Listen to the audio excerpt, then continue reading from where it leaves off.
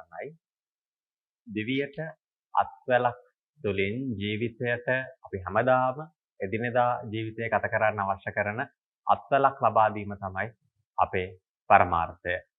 අද දවසේදී අපි සූදානම් වන්නේ ප්‍රබෝධමත් ජීවිතයකට අත්වැලක් ලබා ගන්නට අවශ්‍ය කරන ධර්මානුකූල මඟ පෙන්වීම සිදු කරන්න. ලෝකයේ බොහෝ දේවල් මනින්න පුළුවන්. දැන් වතුර කියන දේ වතුර නටන උෂ්ණත්වය සෙල්සියස් අංශක 100යි කිව්වහම දන්නවා.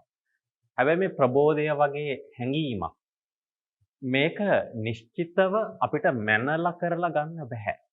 එනිසා අපි හැමෝම වගේ උත්සාහ කරනවා තමන්ගේ ජීවිතය හැකිතාක් ප්‍රබෝධමත්ව ගත කරන්න. ඇත්තට මොකද්ද මේ ප්‍රබෝධය කියන හැඟීම? කොහොමද මේ ප්‍රබෝධය පවත්වාගෙන යන්නේ? අද දවසේදී අපේ ධර්මානුකූල මඟ පෙන්වීම ලබා ගන්න බලාපොරොත්තු වෙන්නේ ප්‍රබෝධමත් ජීවිතයකට අත්වැලක් කියන තේමාව ඔස්සේ. ඒ සඳහා වැඩමවා වදාළ කුඹුක සිරි වජිරඥාන ධර්ම නිකේතනයේ ගරු අනුශාසක මහරගම සිරි වජිරඥාන ධර්මායතනයේ ආචාර්ය අවසරයි රාජකීය පඬිතු පූජ්‍යපාද ගල්කිස්සේ සෝමානන්ද ස්වාමීන් වහන්සේ নমස්කාර පූර්වක පිළිගනු ලබනවා. සාදු සාදු සාදු. ත්‍රිවංශ සරණයි අපේ හාමුදුරුවනේ. අපේ හාමුදුරුවනේ ප්‍රබෝධය අපි හැමෝම ආසයි ප්‍රබෝධයෙන් ජීවත් වෙන්න. මම අර ආරම්භයේදී කියවන අපේ හාමුදුරුවනේ මේ අපිට සමහර දේවල් මනින්න පුළුවන්. හැබැයි මේ ප්‍රබෝධය වගේ දේවල් මේ අපේ මානසිකත්වය තුළ ගොඩනැගෙන මේ සිතුවිලි අපිට මේ නිශ්චිතව මනින්න බෑ. හැබැයි අපිට දැනෙනවා. අපි දැන් මේ වෙලාවේ ප්‍රබෝධයෙන් ඉන්නේ. එහෙමත් නැත්නම් දැන් අපිට දැන් මේ වෙලාවේ ප්‍රබෝධය අපේ ව්‍යාකූල වෙලා තිබෙන්නේ අපේ හාමුදුරුවනේ. ඇත්තටම ප්‍රබෝධය කියන එක මේ ධර්මානුකූල මඟ පෙන්වීම තුළින් ප්‍රබෝධය කියන්නේ මොකක්ද? මොන වගේ මිනිම් දඬුද මේ සඳහා තිබෙන්නේ කියන කාරණාව තුළින් ප්‍රවේශයක් ලබා ගන්නට අවසරයි. ප්‍රථම කොට දිවියට අත්වැලක් වැඩසටහන මෙහෙයවන චිත්‍රාංගටත් ඒ වගේම ජයමග රූපවාහිනිය ඔස්සේ මේ වැඩසටහනට දෙසවන් යොමු කරන පින්වත් ශ්‍රාවක හැම කෙනෙකුටමත් අපි තෙරුවන් සරණ ප්‍රාර්ථනා කරනවා. ප්‍රබෝධමත්ව වාසය කරන්න ශක්තිය ලැබේවා කියලා ප්‍රාර්ථනා කරනවා. ප්‍රබෝධය කියන මාතෘකාව ගැන විවිධ උදවිය විවිධ අදහස් දකිනවා. ප්‍රබෝධය කියලා කියන්නේ එක පැත්තකින් නැවුම් බවක්, පිරිසිදු බවක්, අලුත් බවක්. පොබුදිනවා ප්‍රබෝධමත් වෙනවා කියලා අපි අදහස් කරන්නේ මේ අලුත් වීමක්, පිරිසිදු වීමක්. යමක් අලුත් නම් ඒ අලුත් තැන පිරිසිදු බවක් තියෙනවානේ. එතකොට කායික ප්‍රබෝධය සහ මානසික ප්‍රබෝධය ගැන බුදුරජාණන් වහන්සේ තරම් කරුණු පැහැදිලි කරපු තවත් ශාස්ත්‍රූන් වහන්සේ නමක් නැහැ. මොකද හේතුව මේ ලෝකයේ මිනිස්සු ප්‍රබෝධය පිළිබඳව කල්පනා කරන ක්‍රමයට වඩා වෙනස් විදියකට තමයි බුදුහාමුදුරුවෝ ප්‍රබෝධමත් වීම ගැන අනුදැන වදාළේ. සමහර මිනිස්සුන්ට බුදුහාමුදුරුවන්ගේ දේශනාවට අනුව ඒ පෙන්වලා තියෙන ප්‍රබෝධමත් බව ප්‍රබෝධයක් හැටියට නොදකින්න පුළුවන්. ඒකට ප්‍රධානම හේතුව තමයි සම්‍යක් දෘෂ්ටික දහමක් පරිශීලනය නොකිරීම. සාමාන්‍යයෙන් මේ ලෝකේ ජීවත් වෙන මිනිස්සු ප්‍රබෝධය කියලා හඳුන්වන්නේ මේ හිත සතුටු කරගෙන ඉන්නවා කියන එක. ඒ හිත සතුටු කරන්ඩ මිනිස්සු විවිධ දේවල් කරනවා. හිත සතුටු කරන්න සමහර මිනිස්සු හිතේ තියෙන නරක දේවල් ක්‍රියාත්මක කරන්න යනවා. ඒකත් ප්‍රබෝධයක් හැටියට දකින අය ඉන්නවා. හිතේ ආසාවක් ඇති වුණා නම්, රාගයක් ඇති වුණා නම්, ඒ රාගයට අනුගතව කටයුතු කරලා සතුටක් ලබන, ඒ තුලින් ප්‍රබෝධයක් ලැබුවාය කියලා හිතන අය ඉන්නවා. ඒ වගේම තමන්ගේ හිතට ඕන දේවල් ඇසට, කනට, නහයට, දිවට, ශරීරයට ලබා දෙමින් ඒවා පිනවීම ප්‍රබෝධයක් හැටියට කල්පනා කරන අය ඉන්නවා. මේ හැම එකක්ම ප්‍රබෝධමත් වීම හැටියට හඳුන්වන්න පුළුවන්. හැබැයි බුදුරජාණන් වහන්සේගේ දේශනාවට අනුව ප්‍රබෝධමත් වීම යනු හිත පිරිසිදු කිරීම, හිත අලුත් කිරීම. මේ හිතේ ස්වභාවය කිලිටි ගතියෙන් යුක්තයි. ඒ කියන්නේ ස්වභාවයෙන්ම ප්‍රබෝධමත් නැහැ. බුද්ධි ප්‍රබෝධය ගැන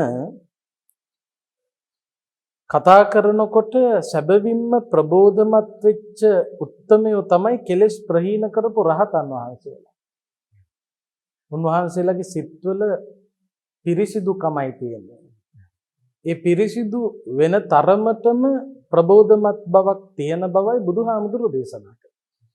එතකොට මේ ප්‍රබෝධය ගැන කල්පනා කරනකොට තේරුම් ගත යුතුයි කෙලෙස් වලට අනුගත වීමෙන් ඇති කරගන්න ප්‍රබෝධයට වඩා කෙලෙස් යටපත් කිරීමෙන්, කෙලෙස් පාලනය කිරීමෙන්, කෙලෙස් නැති කිරීමෙන් ලබන ප්‍රබෝධය අතිශයින් සුවයට කරුණා. එතකොට ප්‍රබෝධමත් ජීවිතයක් ගත කරනවා කියලා කියන්නේ චිත්‍රාංග හිතේ තියෙන කෙලෙස් පාලනය කරගෙන ඉන්නවා කියලා එක. හිතේ කෙලෙස් පාලනය කරන තරමටම ඒකේන අලුත්. හිතේ කිලිටි සිතිවිලි පවත්වාගෙන ඒ සිතිවිලි තව තවත් කුණු කර තියෙන තාක්කල් ප්‍රබෝධයක් නැහැ. මේ ලෝකෙ මිනිස්සු හරියට දුක් විඳිනවා මේ කෙලෙස් නිසා. ඒක මිනිස්සුන්ට තේරෙන්නේ නැහැ. දැන් බලන්න අපි හැම කෙනෙකුගේම හිතවල කෙලෙස් තියෙනවනේ. රාග, ద్వේෂ, මද, මෝහ, මාන්න, ඊර්ෂියාව, වෛරය, තරහව, පලිගැනීම පොඩ්ඩක් නිවිහෙනෙහිල්ල ඉඳලා බැලුවාම කොච්චර සිතිවිලි අපිට වද දෙනවද? ඒ වගේම වංචනික ධර්ම. සමහර විට අපි මෛත්‍රියක් හැටියට කල්පනා කළත් ඒක ඇතුළේ මොකක් හරි කුණු ගොඩක් තියෙනවා. මෛත්‍රිය ගත්තත් ඒකෙත් කිලිටි මෛත්‍රියක් තියෙනවානේ. ඒ කියන්නේ මෛත්‍රිය නම් හැම කෙනාටම එක හා සමානව තිබිය යුතුයි. ලොන් හැලිච්ච, ලෙඩ වෙච්ච බල්ලෙකුට නැති මෛත්‍රියක් මිනිස්සුන්ට ලොන් හොඳට තියෙන ලස්සන බල්ලෙකුට ඇති වෙනවා. හරි? ඊළඟට ප්‍රසන්න පෙනුමක් නැති මිනිස්සෙකුට ඇති නොවන මෛත්‍රියක් ප්‍රසන්න පෙනුමක් තියෙන කෙනෙක් කෙරෙහි ඇති වෙනවා. එතකොට අර ප්‍රසන්න පෙනුම සිත ඇද බැඳ ගන්නා සුළු ස්වභාවයේ ඉස්සරහා අපේ මෛත්‍රිය ආවට ඒ මෛත්‍රිය තුල රාගය මිශ්‍ර වෙච්ච ස්වභාවයක් තියෙනවා. රාග, ద్వේෂ, මෝහ ආදී කෙලෙස් මිශ්‍ර වෙච්ච මෛත්‍රිය උනත් පීඩනයක්. ඒකයි බුදුහාමුදුරු දේශනා කළේ මේ කෙලෙස් යටපත් කරන තැන. ඒවට කිව්වේ වංචනික ධර්ම කියලා. මෛත්‍රී ස්වરૂපය පේනවා. ඇතුලේ මෛත්‍රිය නැහැ. ගොඩාක් උදව් කරන්න එනවා එහෙමයි. ලස්සනයි නම් ඒකේන පාරේදී අනතුරක් වුණොත් වාහනේ දාගෙන රෝහලට අරන් ගිහිල්ලා ඇඩ්මිට් කරලා බිලත් ගෙවලා කැඳක් දීලා කණ්ඩක් දීලා ගෙදරත් ඇරලලා ඊට පස්සේ මාස්පතා දවස්පතා බලන්නත් ගිහිල්ලා පුදුම මෛත්‍රියක්. හැබැයි මෛත්‍රිය යට තිබිලා තියෙනවා රාගයක්. ඒවට කිව්වේ වංචනික ධර්ම.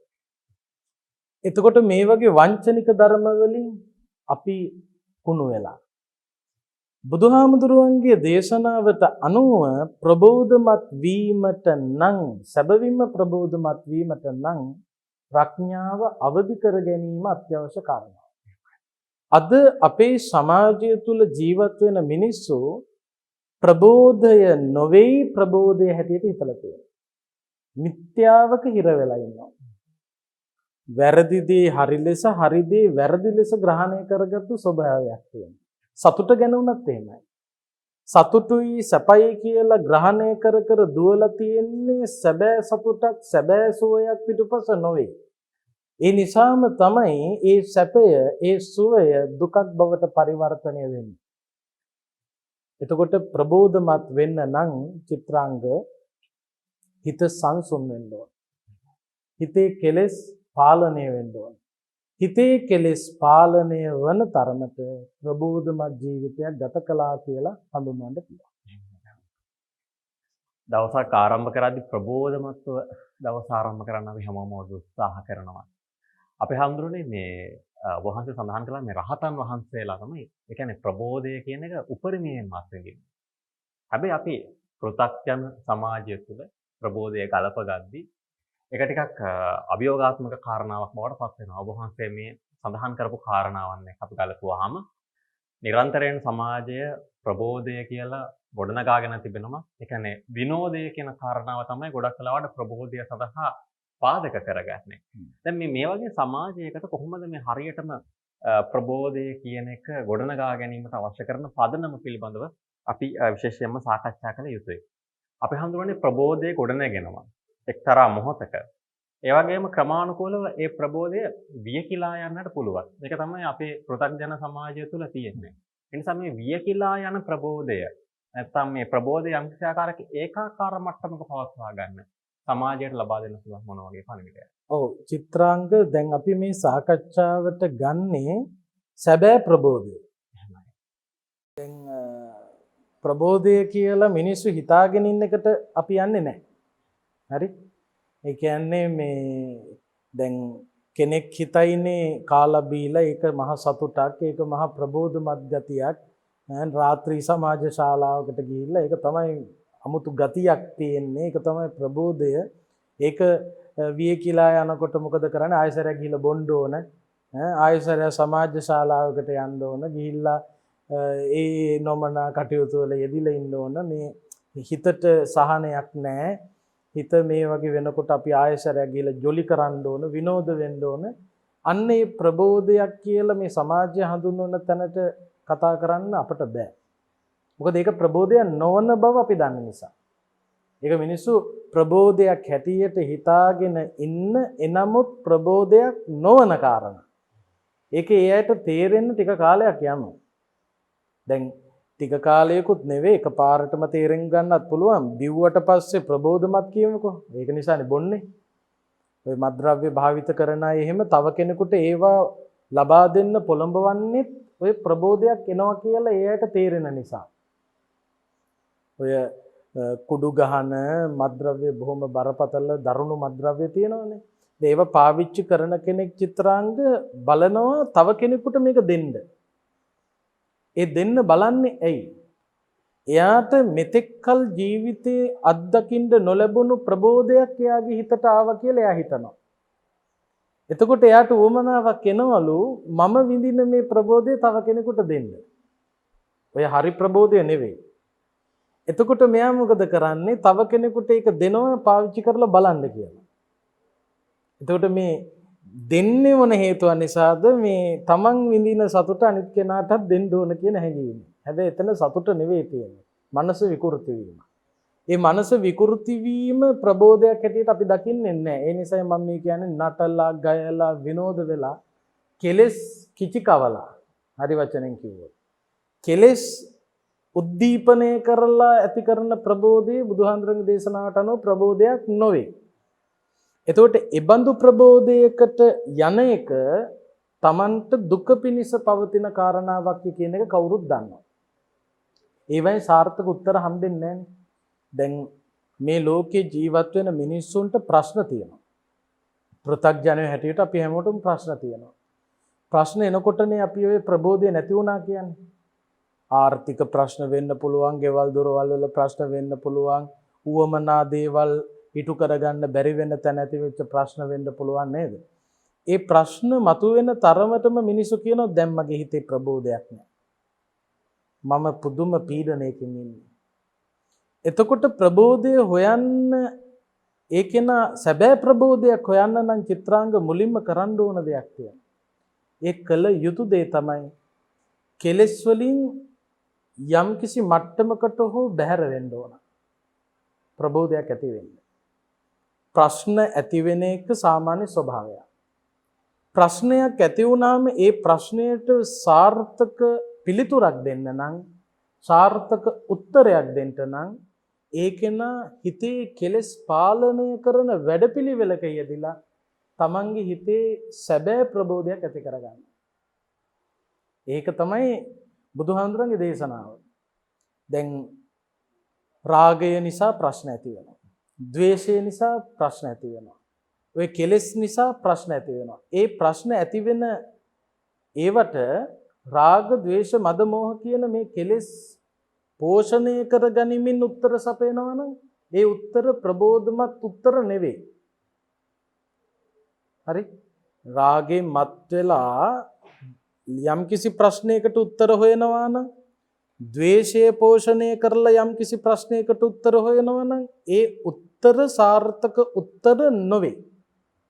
සාර්ථකම උත්තරයක් ඕන නම් මිනිසෙකුට ඒ කෙනා අර කෙලෙස් පාලනය කිරීම අත්‍යවශ්‍යයි. හරි? දැන් ඔය අපේ මේ ජ්‍යොතිෂය ගැන කතා කරනකොට හදහන් බලන්න යනවනේ මිනිස්සු. වැඩිපුර මිනිස්සු හදහන් බලන්න යන්නේ කරදර ආවහමනේ. නේද? කරදර ආවහම හදහනවත් පොඩ්ඩක් බලා ගන්න ඕන මොකද්ද මේ කියවිලා තියෙන්නේ කියන එක කියලා හොයන්න යනවා. ගියාට පස්සේ මේවා මේ විද්‍යාත්මකව ආපු දේවල් මේ ඔක්කොම බහැරට දාන්න බෑ. යම් යම් කරුණු කාරණා සකස් කරලා මිනිසුන්ගේ ජීවිතවලට යම්කිසි ශක්තියක් සපයන්න ගොඩනගපු ශාස්ත්‍ර. මේකක්වත් බුදුහාමුදුරු අශාස්ත්‍රයයි කියලා ප්‍රතික්ෂේප කළේ නැහැ. බුදුහාමුදුරු හැබැයි දේශනා කළා යා යුතු මඟ ඒක නෙවෙයි, යා යුතු මාර්ගය මොකද්ද කියන එක පැහැදිලි කළා. නමුත් මේවයි විද්‍යාත්මක පදනම් තියෙනවා. දැන් චිත්‍රාංගට ප්‍රශ්න ටිකක් එනකොට චිත්‍රාංග හඳහන් අරගෙන ගියාට පස්සේ සමහර කිට ඒ හඳහන බලන කෙනා බලලා ඉවරලා කියාවි දැන් ප්‍රශ්න නිසානේ යන්නේ. ගියාට පස්සේ කියාවි මේ අපල තියනවා දවස් 7ක් බෝධි පූජා තියන්න. ඒ දවස් 7ක් බෝධි පූජා තියන්න කියන එකේ චිත්‍රාංග විද්‍යාත්මක පදනමක් තියෙනවා. ප්‍රශ්න වැඩිපුර එන තරමට ඒකේන දවස් 7ක් බෝධි පූජාවකට යනකොට ඒ දවස් 7 පේවීමක් වෙනකොට පන්සල ඇසුරු කරනකොට බෝධීන් වහන්සේ ඇසුරු කරනකොට ඒ සිත සුවපත් කරන සිත පහන් කරන දර්ශනයක වාසය කරනකොට බුද්ධ වන්දනාව කරනකොට බණ ටිකක් අහනකොට පිරිත් සජ්ජායනා කරනකොට භාවනාව ප්‍රගුණ කරනකොට ඒ කෙනාගේ අර රාග ද්වේෂ මද මෝහ යම්කිසි මට්ටමකට පාලනය වෙනවා. රාග ද්වේෂ මද මෝහ පාලනය වෙනකොට චිත්‍රාංග ප්‍රශ්නයට සාර්ථක උත්තරයක් හම්බ වෙනවා. ඒක තමයි විද්‍යාත්මක පදනම. ගොඩාක් දෙනෙකුට ප්‍රශ්න වලට විසඳුම් හම්බ වෙනවා බෝධීන් වහන්සේ අභියසදී. ඒකට හේතුව තමයි රාගයෙන් මත් නොවි, ද්වේෂයෙන් මත් නොවි, මෝහයෙන් මත් නොවි ප්‍රශ්නයකට උත්තරයක් හොයනකොට ඒ උත්තරය ප්‍රබෝධමත් උත්තරයක්. රාගයෙන් මත් වෙලා, ද්වේෂයෙන් මත් වෙලා, කෙලෙස් වලින් මත් වෙලා යම්කිසි උත්තරයක් හොයනවා නම් ප්‍රශ්නයකට ඒක ප්‍රබෝධමත් උත්තරයක් නෙවෙයි, තවත් අමාරුවකට වැටෙන්න. සාමාන්‍යයෙන් කතා කරන විවහාරයෙන් කිව්වොත් කබලෙන් ලිපට වැටෙන්න හේතුවක් බවට පත් වෙනවා. අපි ඕන තරම් දකිනවනේ මේ කෙලෙස් වලින් මත් වෙලා උත්තර දෙන ඒවා. ඒවෙන් වෙන්නේ ඉන්න තැනිනුත් පල්ලෙහාට වැටෙන එකනේ. එතකොට මේ ප්‍රශ්නයක් ඇති වුනහම මුලින්ම කරන්න ඕන මේ ජීවිතේට ලබා ගන්න පුළුවන් හොඳම අත්වල බවට පත් වෙන්නේ ප්‍රශ්නයක් ආවම මුලින්ම චිත්‍රාංග ඒ ප්‍රශ්නේ වෙච්ච වෙලාවෙ එකපාරටම උත්තර දෙන්න යන්නේ නැතුව හිත සංසුන් කරගන්න. හිතේ කෙලෙස් යටපත් වෙන තරමටම ප්‍රඥාව ඉස්මතු වෙනවානේ. ප්‍රඥාව ඉස්මතු වෙනවා කියන්නේ සැබෑ ප්‍රබෝධය. ප්‍රඥාව ඉස්මතු කරගනිමින් ප්‍රශ්නයක් දෙස බලනකොට ඒ ප්‍රශ්නය දිහා පේන විදිය, ඒ ප්‍රශ්නය බලන විදිය සහ කෙලෙස් වලින් ප්‍රශ්නයක් දිහා බලන විදිය සම්පූර්ණ වෙනස්. මේ සමාජයේ කෙලෙස් පෝෂණය කරලා ප්‍රශ්න දෙස බලන මිනිස්සුත් ප්‍රඥාව පෝෂණය කරලා ප්‍රශ්න දිහා බලන මිනිස්සුන්ගෙත් වෙනස දකින්න පුළුවන්. මේ සමාජයේ ජීවත් වෙන හැම මිනිස්සෙකුටම ඇතිවන ප්‍රශ්න තියෙනවා. චිත්‍රාංගට ප්‍රශ්න එනවා, මට ප්‍රශ්න එනවා. අපි ඔක්කොටම ප්‍රශ්න එනවා. ඒ ඇවිල්ලා තියෙන ප්‍රශ්න මට මට වදිනකොට මේක මට තද බල පීඩනයක් වුණාට මට විතරක්ම උරුම වෙච්ච ප්‍රශ්න මේ ලෝකෙන් නැහැ. මට විතරමයි මේක වෙන්නේ කියලා කාටවත් කියන්න බෑ. මටම ඇයි උනේ කියලා කිව්වට මටම උණු ප්‍රශ්නය ඒ විදියටම වෙච්ච මිනිස්සු තවත් මේ සමාජයේ ඉන්නවා. උදාහරණයක් හැටියට ප්‍රේම සම්බන්ධතාවයක් පවත්වගෙන යනවා. පෙම්වතිය තරහ වෙනවා, පෙම්වතා තරහ වෙනවා. Taman තනි වෙනවා. මේක මට සීමා වෙච්ච එකක් හැටියට තේරුණාට චිත්‍රාංග ඒ වගේම ප්‍රේම සම්බන්ධතා කැඩිලා බිඳිලා තරහ වෙලා අයින් වෙලා ගියපු ප්‍රවෘත්ති මේ ලෝකේ ඕන තරම් තියෙනවා. එතකොට මට විතරක් සීමා වෙච්ච ප්‍රශ්න නැහැ. අන්න අයටත් තියෙනවා. එතකොට මේ එකම ප්‍රශ්නය 5 දෙනෙකුට ආවහම ඒ 5 දෙනාගෙන් රාග ద్వේෂ මද මෝහ අවසාගෙන ඒ ප්‍රශ්නයට උත්තර දෙන මිනිස්සු සහ ප්‍රඥාව ඉස්මතු කරගෙන ඒ ප්‍රශ්නයට උත්තර දෙන මිනිසුන්ගේ වෙනසක් තියෙනවා. රාග ద్వේෂ මද මෝහ අවසගෙන උත්තර දෙන මිනිස්සු එක්කෝ සියදිවි නසා ගන්නවා. එහෙම නැත්තම් මානසික ලෙඩ වෙනවා. එහෙම නැත්තම් තරහ වෙලා ගියපු මිනිස්සයව මරනවා. පලි ගන්නවා. තරහ හිතේ තියාගෙන ඒ කෙනාව විනාශ කිරීමේ සටනෙහි යෙදී ඉන්නවා. ඒක තමයි රාග ద్వේෂ මෝහ පෝෂණය කිරීමේ උත්තර. හැබැයි ප්‍රඥාව ඉස්මතු කරගත්ත කෙනාගේ උත්තරේ ඊට වඩා වෙනස්. ඒ කෙනා තමන්ගේ හිත හදා ගන්නවා. හිත ප්‍රබෝධමත් කර ගන්නවා. ලෝකේ යථාර්ථය වටහා ගන්නවා. ඒ ලෝකේ යථාර්ථය වටහා ගැනීම තුලින් ඒ කෙනා ගන්න උත්තරය සියදිවි විනාශා ගැනීම නෙවෙයි. තරහ වෙලා ගියපු කෙනාව මරණ එක නෙවෙයි. ඒ කෙනා ඊට වඩා බොහොම ප්‍රබුද්ධ උත්තරයක් ලබා ගන්නවා. එයා සැනසෙනවා. ඕන තරම් ඒ විදියට සැනසෙන සහ නැසෙන මිනිස්සු මේ සමාජයේ ඉන්නවා. අර ධර්මානුකූලව පෙන්නන ප්‍රඥාව මූලික කරගත්තු ප්‍රබෝධමත් මනසින් සහ කෙලෙස් පෝෂණය කිරීමේ මනසින් උත්තර සපයන්න යන ඒ අංශ දෙක පිළිබඳව කල්පනා කරනකොට එතකොට දැන් ප්‍රබෝධමත් ලෙස ජීවිතය ගෙවන මිනිස්සු පල්ලෙහා මට්ටමේ කටයුතු කෙලෙස් වලට අනුගතව ගිහිල්ලා කරන නරක කටයුතු ඉටු කරන්න යන්නේ නැහැ. එතකොට දැන් ඒකේනා ධර්මානුකූල පදනමක සාර්ථක උත්තරයක් හොයනවා. අනිත් මිනිස්සුගේ උත්තර පේනවනේ. එක්කෝ මොකක් හරි ප්‍රශ්නයක් ආවහම හොඳට බොනවා. නේ? ඒක තමයි මට තියෙන ප්‍රබෝධය කියලා හිතන. ඒක ප්‍රබෝධයක් නෙවෙයි චිත්‍රාංග. ඒක ඒ අය දන්නවා. ප්‍රබෝධමත් වෙන්න නම් කෙලෙස් පාලනය වෙන්න ඕන. ඒ නිසා ප්‍රශ්න එනකොට ටිකක් කෙලෙස් පාලනය කරලා උත්තර හොයන්න ඕන. ඒ ප්‍රබෝධය මම හිතන්නේ ජීවිතේට අතිශයින් වැදගත් වෙනවා.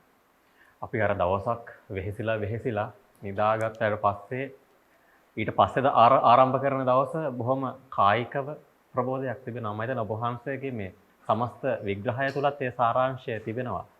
අපිට ප්‍රබෝධය සොයා ගැනීමේදී කෙලෙස් මතු නොවන ආකාරයෙන් එමත් නැත්නම් අපේ බුද්ධියට ඉඩ දීලා අපේ ප්‍රඥාවට ඉඩ දීලා යම්කිසි ආකාරයක නිවිලා ඒ ප්‍රබෝධයට අපි ප්‍රවේශයක් ලබා ගන්නවා නම් ඒක තමයි වඩාත්ම හොඳ ප්‍රවේශය වෙන්නේ. දැන් මේ පැහැදිලි කිරීමත් එක්කම කෙනෙක්ගේ ප්‍රබෝධයට බලපාන තවත් සාධක තියෙනවා. විශේෂයෙන්ම මේ වටේ පිටේ ඉන්න අය Taman ආශ්‍රය කරන පිරිසත් Tamanගේ ප්‍රබෝධයට හේතු වෙනවා. දැන් අපේ සමාජයේ සමහරක් වෙලාවට අපේ හඳුරුවනේ උදේට දකින මිනිස්සයා අනුවත් Tamanගේ ප්‍රබෝධය නිර්ණය කරනවා. උදේ පාන්දර නම් දැක්ක මෙන්න මෙයාව දවසම ඉවරයි. එහෙම අපේ සමාජයේ කියමනට කියනවා. මේ අනිත් මිනිස්සු හින්දා Tamanගේ ප්‍රබෝධය තීරණය කරන සමාජය මේ සමාජයට ලබා දිය යුතු ප්‍රබෝධය ගොඩනගා ගැනීමට අවශ්‍ය කරන පදනම පිළිබඳව අපේ හාමුදුරනේ පැහැදිලි කිරීමක් කරනවා. ඔව් ඇත්තටම මේ උදේ පාන්දර දකින්න කෙනා අනුව දවසේ ප්‍රබෝධය හෝ දවස හරියන්නේ නැහැ කියලා තීරණය කරන එක එක එක්කෙනාට සාපේක්ෂව වෙනස්.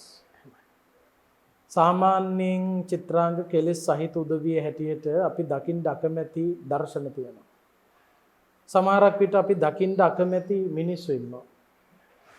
සමහර විට අපි අහන්න අකමැති ශබ්ද තියෙනවා. නේද? එතකොට අකමැති දර්ශනයක් දැක්කම අපි කැමති නෑනේ.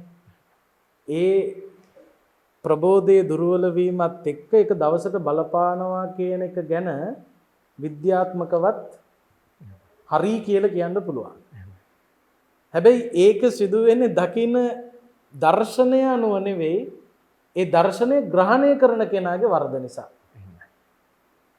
දකින්නේ කවුද කියන එකේ ප්‍රශ්නයක් නැහැ.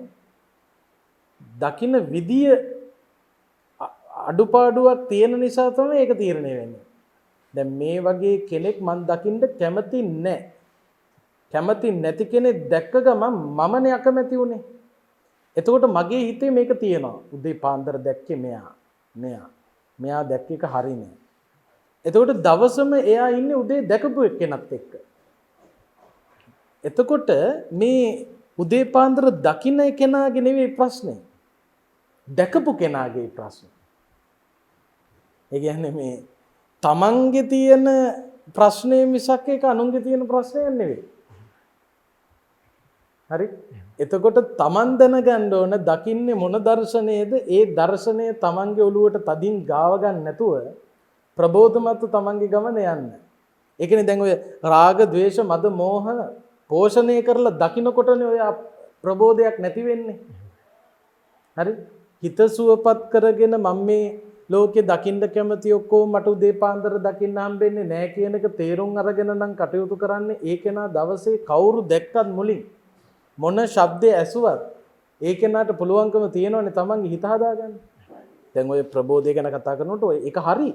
උදේ පාන්දර අපි අකමැති ප්‍රවෘත්තියක් එහෙම ගෙනලා තිබ්බොත් කනේ දවසම ඒක මහා ප්‍රශ්නයක් වෙනවානේ. ඒ විතරක් නෙවෙයි චිත්‍රාංග. රෑ එළි වෙනකන් දකින්න හීනය තුල අපි අකමැති කঠোর භයානක හීනයක් දැක්කොත් දවසම වද දෙනවානේ. හැරිලා ඉන්න වෙලාවෙත් වද දෙනවා. ඒ නිසානේ මෛත්‍රීය භාවනාව ප්‍රගුණ කරනකොට නපාපකම් සුපිනම් පස්සති කිව්වේ පෞකාර හීන පේන්නේ නැහැ කියලා. භයානක හීන. එතකොට අර භයානක හීන දැක්කම ඒව හීන තමයි. හැබැයි ඒක දවසම වද දෙනවා. එතකොට මේ මෛත්‍රීය ඒව ප්‍රඥා ගෝචර චින්තනනේ. එතකොට ප්‍රඥා ගෝචර චින්තනයකින් වාසය කරනකොට අර වගේ මේ ප්‍රබෝධය දියාරු කරන දර්ශන හීන පවා දකින්නේ නැහැ. ඒ නිසා උදේ පාන්දර දකින්න කෙනා පිළිබඳවත් මෛත්‍රීය පදනම් කරගෙන දකින්න පුළුවන් නම් ඒ කෙනාගේ දවස සුවපත් වූ දවසක් බවට පත් වෙනවා. උදේ පාන්දර අර දකින්න දර්ශනය අනුව ද්වේෂය අවශ්‍යගත ගමන් දවසම විනාශයි තමයි. ඒ නිසා ද්වේෂය පෝෂණය කරන්නේ නැතුව මෛත්‍රීය පෝෂණය කරමින් උදේ පාන්දර ධර්ම කාරණාවක් මෙනෙහි කර කර යන්න පුළුවන් නම් අන්න ඒ කෙනාගේ දවස සුවපත් කරගන්න පුළුවන්. දකින්න කෙනා කවුරු වුණත් දකින්න විදිය වෙනස් කරන්න ඕන. අන්න එතනදි තමයි ප්‍රබෝධය තීරණය වෙන්නේ. ඔය වගේ උදාහරණ කිහිපයක්ම තිබෙනවා අපේ හාමුදුරුවෝ. දැන් සමහරක් වෙලාවට කියනවා මේ ගමනක් යන ලෑස්ති වෙද්දී මේ හූනෙක්ගේ ශබ්දය ඊළඟට ඔය වගේ ගොඩාක් කරුණු කාරණා එක්කම අපේ සමාජය ගොඩනැගිලා ඒ මත පදනම් වෙලා තමන්ගේ ප්‍රබෝධය ඒ මත තීරණය කරන තත්ත්වයකට පත් වෙලා තියෙනවා. මම හිතන්නේ මේ හින්දාම තමයි ගොඩක් වෙලාවට අපේ මේ රූපවාහිනී නාලිකා මේ හැම දෙයක්ම උදේට ධර්ම චින්තාවක් ලබා දෙනවා. පිරිත් අහන්න සලස්වනවා. එහෙමත් නැත්නම් උද්‍යෝගිමත් ගීතයක් අහන්න සලස්වනවා.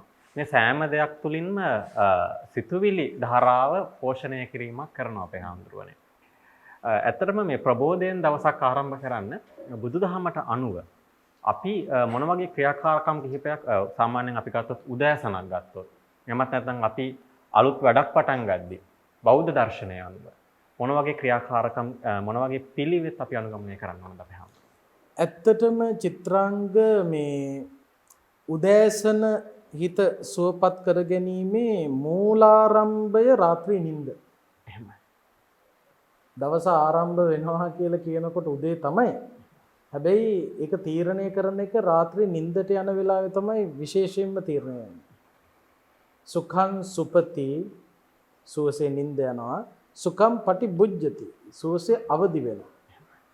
එතකොට සුවසේ අවදි වෙන්න නම් සුවසේ නිින්දක් ඕන. සුවසේ නිදන්න නම් නිින්දට යනකොට පිරිසිදු සිතින් නිදිය ගන්න ඕන. එතකොට දවස ප්‍රබෝධමත් වෙන පළවෙනියටම කරන්න ඕන හොඳ පිරිසිදු සිතකින් නිින්දට යන්න ඕන.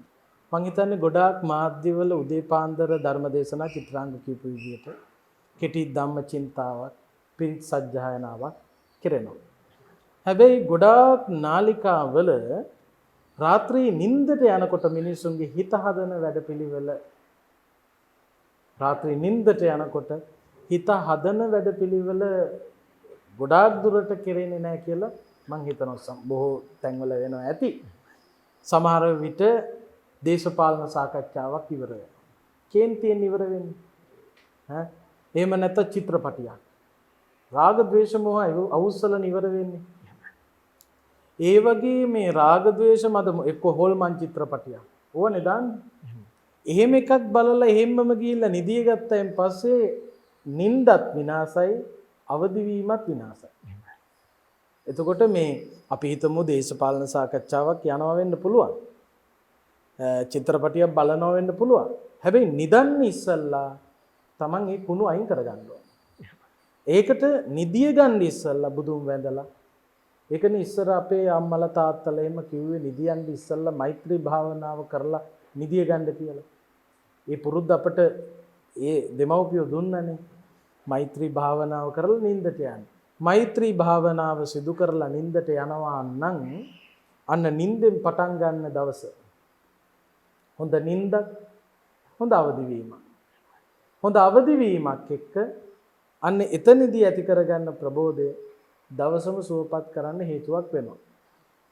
ඒ වගේම තමයි මේ එක වෙලාවක ප්‍රබෝධයක් ඇති කරගත්තා කියලා ඒ ප්‍රබෝධය දවසම තියෙන්න පුළුවන්. හැබැයි මේ ප්‍රබෝධය කියන එක තීරණය කරන්නේ හැම වෙලාවෙම තමන්ගේ සිතිවිලි අනුව. ප්‍රශ්න ග්‍රහණය කරගන්න විදිය අනුව. ඒකයි අපි කියන්නේ උදේ පාන්දර බණක් අහලා පටන් ගත්තත් දවල් වෙනකොට මේ යථාර්ථය අමතක නම් ප්‍රබෝධයක් නැහැ. අද ගොඩාක් අපට වෙන්නේ චිත්‍රාංග ප්‍රබෝධය ඇති කරගන්නවා, ඇති කරගත්ත ප්‍රබෝධය නැති වෙලා යනවා. දැන් බණක් අහනකොට පැයක් ධර්මානුශාසනාවකට දේශවන් යොමු කරනවා නම් ඒ පැයක කාල සීමාව අපි ප්‍රබෝධමත් උනාද නැද්ද කියන එක බලන්න පුළුවන් හොඳම ක්‍රමය ප්‍රබෝධමත් නම් රාග ද්වේෂ මොහ පාලනය වෙන්න ඕන. ඔක තමයි සාධකය. ඔබ ප්‍රබෝධමත් නම් රාග ද්වේෂ මොහ යටපත් වෙන්න ඕන. එතකොට බණක් අහනකොට රාග ද්වේෂ මද මොහ යටපත්නේ. අන්න ප්‍රබෝධමත්. හරි? එතකොට අපි පැයක් ප්‍රබෝධයෙන් ඉන්නවා. ඒ රාග ද්වේෂ මද මොහ යටපත් කිරීමෙන් ලැබෙන ප්‍රබෝධයේ තිබෙන සතුට දැනෙන්නේ ඒ ප්‍රබෝධය ඇති කරගත්ත අය. බලන්න පන්සලකට ගිහිල්ලා බණ ටිකක් අහනකොට අමුතු හැඟීමක් තියෙනවානේ. අමුතු පිවිතුරු බවක්, පිරිසිදු බවක්, නැවුම් බවක් තියෙනවානේ. එතකොට දැන් අපි කරන්නේ පැයක් බණ අහනවා, අර ප්‍රඥාව විස්මතු කරගන්නවා, ප්‍රබෝධය ඇති කරගන්නවා. ඊට පස්සේ එතනින් බහැරට ගියපු තැන අර දැල්ලුණු ප්‍රබෝධමත් පහන, අර ප්‍රඥා ලෝකය අපි නිවා ගන්නවා. නිවා ගන්නකොට අර මැකිලා තිබිච්ච අඳුර නැවත වර්ධනය වෙනවා. අඳුර වැඩි වෙච්ච ගමන් ප්‍රබෝධය දුර්වල වෙනවා. ඒ නිසා මේ දවස පුරාම හොඳ චින්තනයක් තියාගන්න ඕන. කරන රැකියාව ඔස්සේ වුණත් හොඳ චින්තනයක්, හොඳ සිතිවිලි ධාරාවක්, පිරිසිදු සිතක් ගොඩනගාගෙන කටයුතු කරන්න ඕන. එතකොට මේ රාග ද්වේෂ මොහ තියෙන චිත්‍රාංගය නැති වෙලා නැහනේ. තියෙන එකේ තියෙනවනේ මේ අර අප්‍රකට කෙලෙස් සහ ප්‍රකට කෙලෙස් කියලා. අනුසය ධර්ම සහ ආශ්‍රව. අනුසය කියන්නේ මේ කෙලෙස් තියෙනවා. තිබ්බට පේන්නේ. දැන් පෘථග්ජනයෙකුට ඉන්න පුළුවන් එහෙම. තියෙනවා තිබ්බට පේන්නේ, අවුස්ස ගන්න. තව සමහරු ඉන්නවා අවුස්ස ගන්නවා. ඒක ආශ්‍රව. ආශ්‍රව දක්වා වැඩුණට පස්සේ ඒ හිත හරීම පීඩාකාරී. ඒ නිසා මේ කෙලෙස් අප්‍රකටව තිබුණට කමකුත් නැහැ. ඒක පේන්නේ නැහැනේ. ඒක වැහිලා තියෙන්නේ. ඒකේ බලපෑමක්වත් නැහැ. ප්‍රසිද්ධ නැහැ. එතකොට දැන් පුළුවන් තරම් මේ කෙලෙස් අප්‍රකටව තබා ගැනීම ප්‍රකට වෙන්නේ. ඒ කියන්නේ පෝෂණය වෙන්න ඉඩ නොදී තුනීවට තබා ගැනීම සඳහා Taman හැම වෙලාවකම මහන්සි ගන්නවා. එහෙම මහන්සි නොගෙන කෙලෙස් අවසන තැන අපිට ප්‍රබෝධයක් ඇති වෙන්නේ නැහැ. එතකොට රාත්‍රී නිින්දට යන තැන ඉඳලා මේ ප්‍රබෝධය කියන එක තීරණය වෙනවා. අවදි වෙනකොටත් බලපානවා. අවදි වීමේ ප්‍රබෝධය තීරණය කරන්නේ නිින්ද. හරි? අවදි වෙනකොට අවුල් වෙලා අවදි වුණා නම් බණ අහන්නත් බෑ. ඔය බණකට හරි දේශවන් යොමු කරන්න ඔළුව පෑදෙන්නේ උදේ පාන්දර අර ප්‍රබෝධමත් බවක් තිබුණා. නැත්තම් උදේ නැගිටිනකොටම කෑ ගහගෙන නැගිටින්නේ. ඒ නිසා මේ දවස ප්‍රබෝධමත් කරන රාත්‍රිය බලපාන. ඒ නිසා තමයි මේ දවසේ වැඩගෙන රාත්‍රියේදී කරපු හොඳ කැන හිතලා මෛත්‍රී සිතින් නිදිය ගන්න කියලා කියන්නේ. ඒහා අනුරූපව අපේ හාමුදුරනේ අපි දැන් අලුත් දෙයක් පටන් ගද්දී වුණත් ඒ සඳහා තිබෙන පූර්ව සැලසුම මේ සමස්තයට රඳා පවතිනවා කියන කාරණාව තමයි මේ සමස්තය තුළින් පැහැදිලි වෙන්නේ. අපේ හාමුදුරනේ දැන් ප්‍රබෝධමත්ව ජීවත් වෙද්දී අපි දැන් අපේ සංස්කෘතික ධාරාව ගත්තත් අපි අලුත් අවුරුද්ද තියෙනවා. මේ තුලත් කරන්නේ ප්‍රබෝධයක් ලබා දෙනවා. අපි කියන අලුත් අවුරුද්දට පරණ තරහ මරහ අලුත් කරලා නැවත මේ අපි එකිනෙකා අතර තියෙන මේ පරණ තරහ නැති කරන්නේ අලුත් අවුරුද්දේ. ඊළඟට මේකත් එක්ක ගොඩනැගිලා තිබෙනවා මේ සම්පූර්ණ චාරිත්‍ර ධර්ම රාශියක් ගොඩනැගිලා තිබෙනවා. දැන් අපේ සමාජයේ තවත් කාරණාවක් තමයි අපි පන්සිල් ගන්නවා. දිනපතා පන්සිල් ගන්නවා. දැන් කෙනෙක් තර්ක කරන්න පුළුවන් මේ ජීවිතේටම එකපාරක් පන්සිල් ගත්තාම ඇතිනේ. මේ ඇයි මේ හැමදාම මේ අලුත් අවුරුද්දක් වගේ දේවල් තියෙනවා. මම හිතන්නේ මේ හැම දෙයක්ම ප්‍රබෝධය අර විඳ වැටෙන ප්‍රබෝධය ගොඩනැගීම සඳහා හේතු වන සාධක විය යුතුයි අපේ හාමුදුරුවෝ. ඔව් ඇත්තටම මේ දැන් ඔය පන්සිල් ගන්න එක ඇයි අපි නිතර පන්සිල් ගන්නේ හැමදාම උදේ හවස ඇත්තටම මේ පන්සිල් ගන්නවා කියන එක පන්සිල් කැඩෙන්නම ඕනේ පන්සිල් ගන්න. පන්සිල් සමාදන් වෙන්න පන්සිල් කැඩෙන්නම ඕනේ.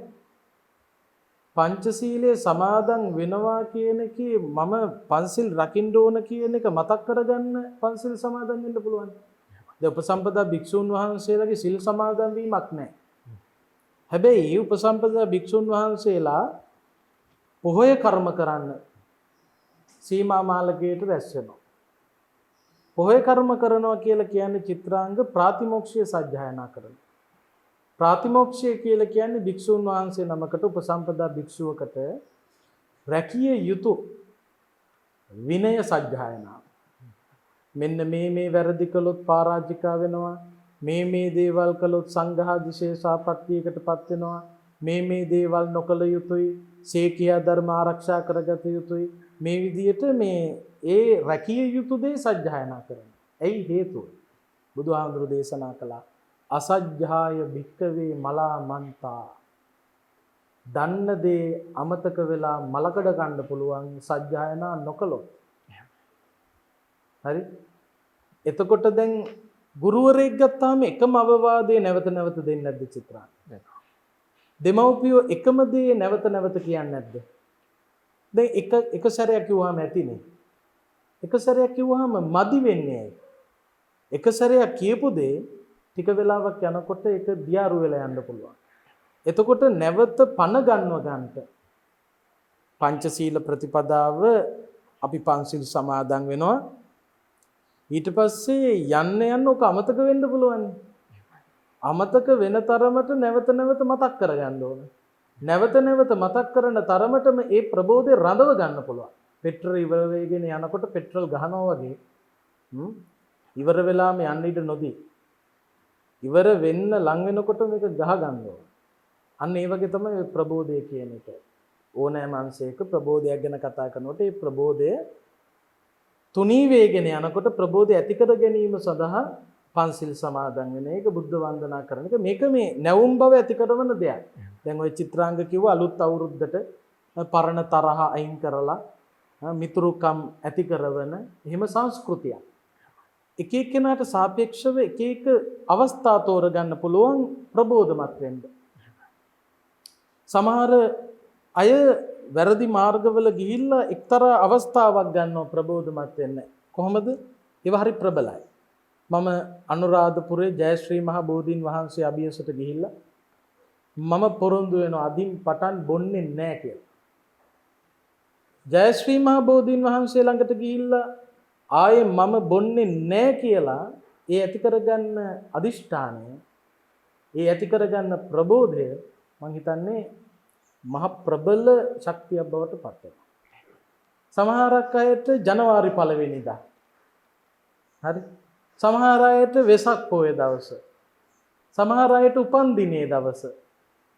එතකොට දැන් අන්න ඒ වගේ නිතර නිතර ඒ සජ්ජායනාව, හොඳ සජ්ජායනාව, ප්‍රබෝධයේ සජ්ජායනාව ඒ දේ ඉටු කරන තරමට Tamanට යන්න පුළුවන් දුර, ඒ ප්‍රබෝධමත්ව යන්න පුළුවන් දුර තීරණය කරනවා.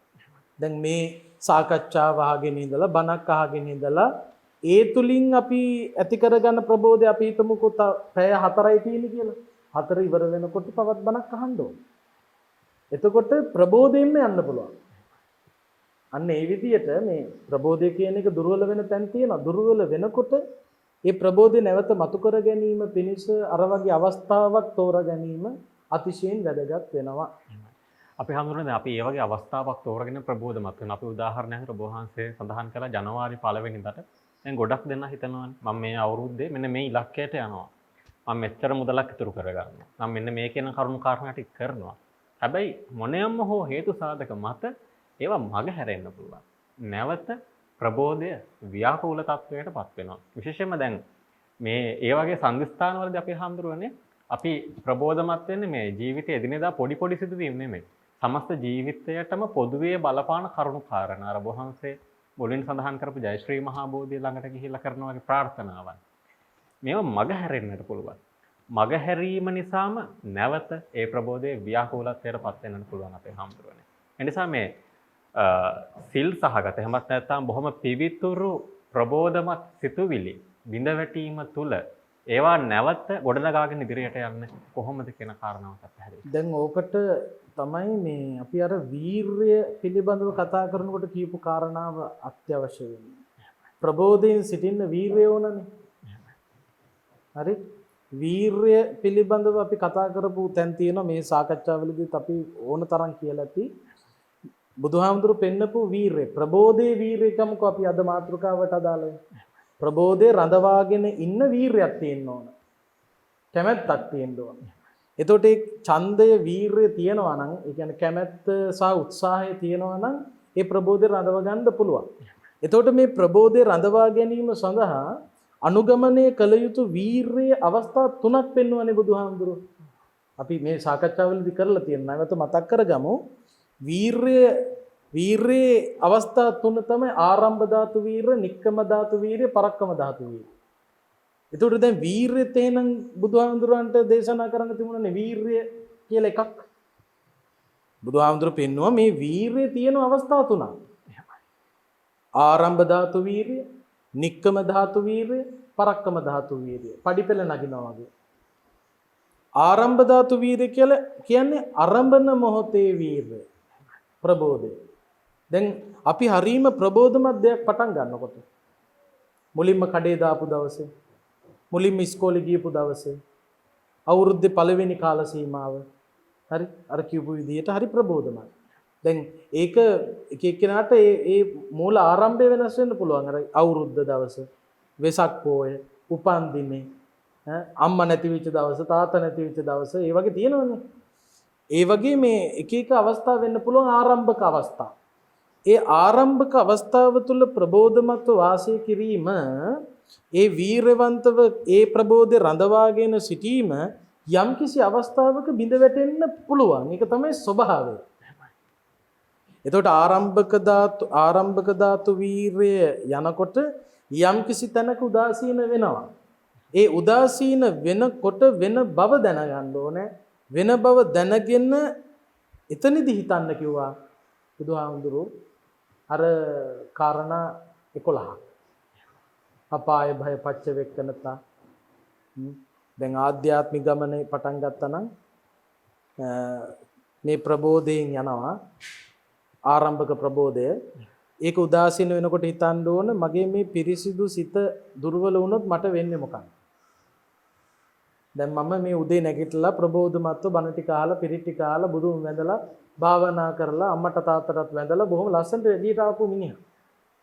දැන් මගේ හිත පිරිසිදුයි. දැන් මේක ටික ටික මේ එක එක කරුණු ඉස්සරහා මොන්න මේ ඇඹුල් වේගෙන යනවා.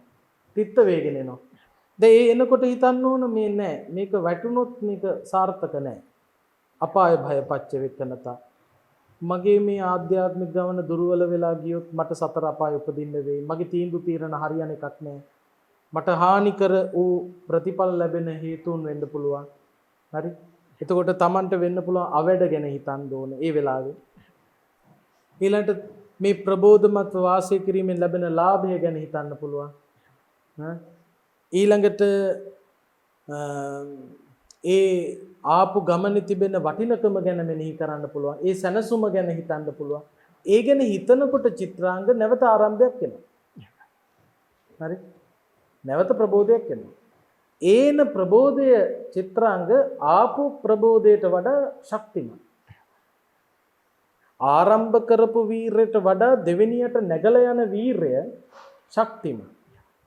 පැය 4ක් එක දිගට ආපු එක වැටෙනවා නම් ඊට පස්සේ එතනදී නැගිට්ටාම වැටෙන තැනදී නැගිට්ටාම චිත්‍රාංග පැය 8ක් විතර යන්න පුළුවන්. හරි? ඒ යට යනකොටත් එන උදාසීනකම. එතනදිත් වැටෙන්නේ නැතුව නැගිට්ටොත් ඒ ආවටත් වඩා වේගෙන් යන්න පුළුවන්. එතකොට දැන් ඕනම එකක් වීරය දැන් දුවන කොටත් එහෙමනේ චිත්‍රාංග. මුලින්ම දුවනකොට අමාරුයිනේ. ඊට පස්සේ ටික ටික ඒක පුරුදු වෙන්න තරමට ඒ භාවිතා කරන තරමටම වේගය වැඩි කරන්න පුළුවන්. එතකොට අර එක දිගටම යන්න බෑ වැටෙනවා. එක දිගට යනවා එක තැනක වැටෙන්න යනකොට ආයෙත් අලුත් කරගන්න ඕන. ඒ චින්තනය අලුත් කරගත්තාම ආයෙත් යන්න පුළුවන්. එතකොට දැන් ඔය උදේ පාන්දර ඇති කරගන්න ප්‍රබෝධය ටික දුරක් යනකොට පල්ලයට වැටෙන්න පුළුවන් නම් ඒ වැටෙන තැනදී නැගිටින්න ප්‍රබෝධයක් අලුත් කර ගැනීමේ වැඩපිළිවෙලක යෙදෙන්න ඕන. ඒ නිසා තමයි දැන් භික්ෂුන් වහන්සේ නමක් ගත්තම උදේ බුද්ධ වන්දනා ආදී කරලා සමහරකට දවල්ටත් ඒ කටයුත්ත කරනවා. උදේ ඒ බුද්ධ වන්දනාව දවල් වෙනකන් ප්‍රබෝධයක් ගෙනාවා. දවල් බුද්ධ වන්දනාව රාත්‍රී වෙනකම් ප්‍රබෝධයක් ගේනවා. රාත්‍රී බුද්ධ වන්දනාව එළි වෙනකම් ප්‍රබෝධයක් ගේනවා. උදේ බණක් අහනවා ඒක දවල් වෙනකම් ප්‍රබෝධමත් ඒක ඔළුවේ තියෙනවා. දවල්ටත් තව බණක් අහනවා රැය වෙනකම් ප්‍රබෝධමත්. රාත්‍රියට බණක් අහනවා එළි වෙනකම් ප්‍රබෝධමත්. දැන් ඒකෙදි අපේ වෙන්නේ උදේ ඔළුව නරක් කරගන්නවා නරක් වෙලා යනවා. දවල්ටත් ආයෙ නරක් කරගන්න එකකට දුවනවා. මුළු දවසම නරකයි.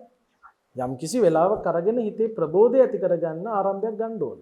මෙතන අපේ හාමුදුරන් අපේ මේ සමාජයේ ගොඩක් වෙලාවට ප්‍රබෝධමත් වෙන කරුණු වලට වඩා ප්‍රබෝධය හීන කරන කරුණු ප්‍රමාණය වැඩි. ඒ නිසා තමයි මේ ගොඩක් වෙලාවට මේ තත්ත්වයට අපේ සමාජයේ මුහුණ දෙන්නේ.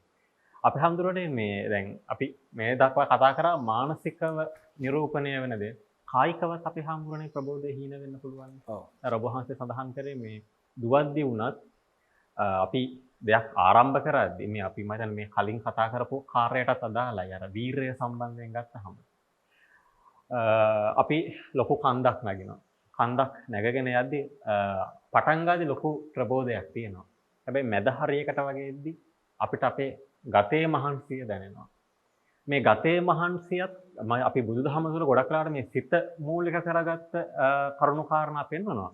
අපි හඳුරුනේ මේ කායිකව විඩාවටපත් වෙද්දී ඒ කායික විඩාව මගහරවන්න ප්‍රබෝධමත් වෙන්න මොන වගේ ප්‍රවේශයන්ද අපේ සමාජයේ? ඇත්තටම චිත්‍රාංග බුදුහාමුදුරුවෝ දේශනා කරනවා හිතේ වෙහෙස සහ ගතේ වෙහෙස ගැන. හරිද? එතනදී පෙන්නනවා බුදුහාමුදුරුවෝ එක එක අරමුණු වලට පැන දුවන හිතත් වෙහෙසෙනවා. ඒ වගේම ඒක අරමුණක හිත පිටුවාගෙන ඉන්නකොට ඒ හිතත් වෙහෙසෙනවා. හරි? එතකොට බුදුහාමුදුරුවෝ ওই දෙකම ගැන පැහැදිලි කරලා දීලා තියෙනවා. ඒ කියන්නේ එහෙට මෙහෙට පැන දුවන සිත වික්ෂිප්ත සිතත් වෙහෙසීමකටපත් වෙනවා. ඒක අරමුණක ඉන්නකොට ඒ හිතෙත් වෙහෙසීමක් ඇති වෙනවා. එතකොට දැන් අපි ගත්තාම ඔය අර කියපු විදිහට කන්දක් නැගලා බහිනකොටත් මහන්සි, එක තැනක පැය 5ක් විතර වාඩි වෙලා ඉන්න හම්බුනොත් ඒත් මහන්සි. ඒ වගේ තමයි හිතත්. එතකොට ඒ වෙලාවල් වලදී කලමනාකරණය කරන්න බුදුහාමුදුරු ඉගෙනුවා. එතකොට දැන් හිත එහෙ මෙහෙ යනකොට ඒක ඒ තුලින් ඇතිවෙන වෙහෙස ඒක පීඩාකාරී. ඊළඟට එක අරමුණක හිත පීඩවාගෙන ඉන්නකොටත් ඒකත් පීඩාකාරී. ඒ නිසා තමයි චිත්‍රාංග බුදුහාමුදුරු ඉගෙනුවා එක අරමුණක සිත පිහිටුව ගන්නවා. සිත පිහිටුවන අරමුණ හොඳ වෙන්න ඕන. හරි? සිත පිහිටුවන අරමුණ හොඳ වෙන්න ඕන. ඒ අරමුණේම දිගට යනකොට මහන්සි වෙනවා. මහන්සියක් වෙනවා හිතට. අරමුණ වෙනස් කරන්න ඕන කිව්වා. හැබැයි අරමුණ වෙනස් කරන්නේ කොහෙටද? හොඳ අරමුණකටම. දැන් ඔය මේ මොග්ගල්ලාන තෙරුන් වහන්සේ මේ සක්මන් භාවනා කරලා රෑ වෙලා එතකොට මේ සක්මන කෙළවරේ වාඩි වෙලා නිදි කිරනවලු. හරි? බුදුහාඳුරු දැනගත්තා මොග්ගල්ලාන මේ නිදි කිරනවා. යන්න ඕන අවවාදයක් දෙන්න. ගිහිල්ලා කියනවා මේ මොග්ගල්ලාන මොකද මේ නිදිමත? ඔය නිදිමත ගතිය නැති කරගන්න පුළුවන් මොග්ගල්ලාන ටිකක් සක්මන් කරන්න. හරි? දැන් සක්මන් කරාම නිදිමත ගතිය යන්නේ නැත්තම් දැන් සමහරකට මොග්ගල්ලාන හඳුනන සක්මන් කරලා නිදිමත ගතිය ඇවිල්ලා. සක්මන් කරනකොට නිදිමත ගතිය, කම්මැලි ගතිය නැති කරගන්න පුළුවන් මොග්ගල්ලාන. සක්මන් කරනකොට නිදිමත ගතිය යන්නේ නැත්තම් මොග්ගල්ලාන ධර්ම කාරණාව මෙනෙහි කරන්න. ඒ මෙනෙහි කරනකොට නිදිමත ගතිය යන්නේ නැත්තම් මොග්ගල්ලාන දන්න ධර්ම කාරණාවක් සජ්ජායනා කරන්න හයියේ. ධර්ම කාරණාව සජ්ජායනා කරන්න. ඒ ධර්ම කාරණාව සජ්ජායනා කරනකොට නිදිමත ගතිය යන්නේ නැත්තම් මොග්ගල්ලාන මේ වතුර ටිකකින් S2 පිහදලා ඈත දිහා බලන්න, තරු දිහා බලන්න. හරි? එහෙම කරලා නිදිමත ගතිය යන්නේ නැත්තම් මොග්ගල්ලාන මේ අත් දෙකින් මේ කන් ටිකක් මිරිකන්න. මේ සූත්‍රයක තියෙනවා. කම්බුල පොඩ්ඩක් මිරිකන්න. ඒ වගේ පොඩ්ඩක් S2 පොඩ්ඩක් පොඩි කරන්න. එහෙම කරලා නිදිමත ගතිය යන්නේ නැත්තම් මොග්ගල්ලාන මේ සිංහ සෙයියාවේ. හරි? සිංහ සෙයියාවෙන් නැගිටින වෙලාව අදිටන් කොට සැතපෙන්න. නැගිටින වෙලාව අදිෂ්ඨාන කරලා සැතපෙන්න ඊළඟට අවදි වූ විගස නැගිටින්න. ඔන්න දීප උපදේශ. එතකොට දැන් බලන්න සක්මන් කරනකොටත් වෙහසයි. ඒ කියන්නේ ඒක අරමුණකනේ. එතකොට කිව්වා එක තැනක ඉඳලා ධර්ම කාරණා මෙනෙහි කරන්න. වෙනස් අරමුණක්. හැබැයි ඒත් ධර්මයේ තුලම තමයි අරමුණ. මෙනෙහි කරනකොටත් වෙහසයි නම් සජ්ජායනා කරන්න. අරමුණ වෙනස් හැබැයි හොඳයි. සජ්ජායනා. ඒ වගේ අර කෙලෙස් වලට බර නොවුණු අරමුණකට මාරු වෙන්න ඕන. එහෙම කරලා නිදිමත යන්නේ නැත්තම් චිත්‍රාංග නිදියන්න ඕන. බුදුහාඳුනගේ දේශනාව. දැන් මේ ඉගෙන ගන්න ළමයින්ටම හරි වැදගත්. ගණන් හදා ඉන්නකොට කම්මැලි වගේ නම් ඒ පොත පැත්තකට දාලා බුදියන එක නෙවෙයි. ගණන් හදනකොට බර වැඩි නම් කරන්න තියෙන ගණන් පොත පොඩ්ඩක් පැත්තකට තියලා ගන්නවා සිංහල සාහිත්‍ය පොතක්. සාහිත්‍ය පොතක් අරගෙන ඉවරලා කවියක් හයියෙන් කියනවා. අරමුණ වෙනස්නේ. හැබැයි ඉගෙනීමට අදාළයිනේ. දැන් ඔය ගොඩක් මේ ළමයි මානසික ලෙඩ බවට පත් වෙන්නේ එකම විෂය වැඩි වෙලාවක් කිරීම. හරි? ගණන් ටිකක් හදාගෙන යනකොට ගණන් වලම ඉන්න ගියාම ඔළුව නරක් වෙනවා. ඊට පස්සේ ගන්නවා සංගීත විෂය. සින්දුවක් කියනවා. රාග පිළිබඳව පොඩ්ඩක් බලනවා. තබ්ලා පදයක් ගැන බලනවා. නැත්තම් මේ සංගීත භාණ්ඩයක් වාදනය කරනවා. නේද? ඒ කියන්නේ මම මේ අධ්‍යාපනය ගැන කියන්නේ. ඒක කරනකොටත් වෙහසයි වගේ නම් අන්න ඒක පැත්තකින් තියෙන ඊළඟට ගන්නවා සාහිත්‍ය පොතක් හරි ඒ වගේ නවකතා තියෙන ඒවා අදාළ ඒවා. ඒ වගේ අර අරමුණු වෙනස් කර ඒ තුල ඉන්න. එතකොට ඒක නම් හැම වෙලාවෙම ප්‍රබෝධමත්. එහෙම නැතුව අර මේ හිත එහෙ මෙහෙ දුවනකොටත් වෙහසයි. ඒ එක එක අරමුණු වල ඒ කියන්නේ නොගැලපෙන අරමුණු වල දිවීම හානි කරයි. එතකොට හොඳ අරමුණක ඉන්නවා. ඒක වෙහෙසටපත් වෙනවා නම් තවත් හොඳ අරමුණකටම යනවා. එතකොට හිත සුවපත් කරගන්න පුළුවන්. ගතත් එහෙමයි. එක තැනකම ඉන්නකොට ඒක හරි අමාරුයි. එහෙම එකම තැන ඉන්නේ මේ කියලා යන්න ඕන ගිහිල්ලා යාළුවොත් එක්ක මේ බීලා කාලා එන්න කියලා එහෙම යනවා නම් ඒකෙත් මිනිසුන්ට ඇඟට සුවයක් දැනෙන්න පුළුවන්. ඒක හැබැයි අසාර්ථකයි. එතකොට දැන් කායික ප්‍රබෝධය කියලා කියනකොට ඒ සඳහා අපි කායික නිරෝගීකම ඇති කර ගැනීම සඳහා කටයුතු කළ යුතුයි. දැන් බුදුහාමුදුරු ව්‍යායාමයේ අනුදැනව දාලා. ව්‍යායාම කරන්න ඕනේ. දැන් භික්ෂුන් වහන්සේලාට නම් දේශනා කළ සක්මන් භාවනාවේ ආනිසංස කීපයක් ගැන පෙන්නලා තියෙනවා. වෙනම සූත්‍රයක් තියෙනවා. එතකොට මේ ආහාර දිරවනවා ඒ වගේ තියෙනවා. එතකොට චිත්‍රාංග ව්‍යායාම කරන්න පුළුවන් නේ. ඒක කයට ලොකු සහනයක්. ඒ නිසා මේ එකම තැන ඉන්නකොටත් වෙහෙසයි. ඒකට ව්‍යායාමයක් කරන්න පුළුවන්. එක දිගට ව්‍යායාම කරනකොටත් වෙහෙසයි. එතකොට එක තැනකට වෙලා ටිකක් විවේකීන් ඉන්නවා. නිින්දත් අත්‍යවශ්‍යයි. ඒ විදිහට මේ ශරීරයේ ප්‍රබෝධය ඇති කරගන්නත් කිසිම බාධාවක් නැහැ බුදුහාමුදුරන්ගේ දේශනාවේ. හැබැයි ප්‍රබෝධය ඇති කරනවා කියලා වැරදි මිත්‍යාවක යන්න එපා. ඒක තමයි ප්‍රධානම කාරණා. ප්‍රබෝධමත් දිවියකට අත්වලක් ලබා දෙන අද දවසේදී ප්‍රබෝධමත් ආකාරයේ ධර්ම සාකච්ඡාවක් අප විසින් සිදු කරේ. ඔබට මේ කරුණු කාරණා මැනවින් අවබෝධ කරගන්න නිසා ප්‍රබෝධය කියන්නේ මොකක්ද? ප්‍රබෝධයේ තිබෙන ධනාත්මක පැත්ත කුමක්ද? ඒ සඳහා පාදක වන කරුණු මොනවාද කියන එක නිවැරදිව ග්‍රහණය කර ගැනීම විශේෂයෙන්ම අවධාරණය කරගත යුතුයි. ඒ තුළින් ප්‍රබෝධමත් ජීවිතයක් ගොඩනගා ගන්න හැමතිස්සෙම hina වෙලා සතුටින් ප්‍රබෝධමත්ව ක්‍රියාකාරීව ඉන්න අපේ සමාජය උත්සාහ කරනවා. ඒ උත්සාහය ව්‍යර්ථ වන හැම තැනකදීම ඒ ප්‍රබෝධය යලි ඉස්මතු කරගන්න අවශ්‍ය කරන අත්වැලයි අද දවසේදී ලබා දුන්නේ. එනිසා එය ඔබට ආශිර්වාදයක් වන්නට ඇතැයි අප විශ්වාස කරනවා. එහෙනම් ප්‍රබෝධමත්ව මේ සතිය ගත කරන්නට, ජීවිතයම ගත කරන්නට ඔබට ආරාධනා කරමින් අද දවසේදී දිවියට අත්වැලක් අපි නිමාවටපත් කරනවා. ඒ සඳහා වැඩම අවදාළ අපගේ ගෞරවනීය ස්වාමීන් වහන්සේට අපගේ নমස්කාරය වේවා. සාදු සාදු සාදු. කුඹුක ශ්‍රී වජිරඥාන ධර්ම නිකේතනයේ ගරු අනුශාසක මහරගම ශ්‍රී වජිරඥාන ධර්මායතනයේ ආචාර්ය රාජකීය පඬිත අවසරයි පූජනීය ගල්කිස්සේ සෝමානන්ද ස්වාමීන් වහන්සේට අපගේ নমස්කාරය පුදු කරනවා. ත්වන් සරණයි අපේ හාමුදුරුවනේ. අපි එසේනම් හමු වෙමු ලබන සතියේ. ත්වන් සරණයි.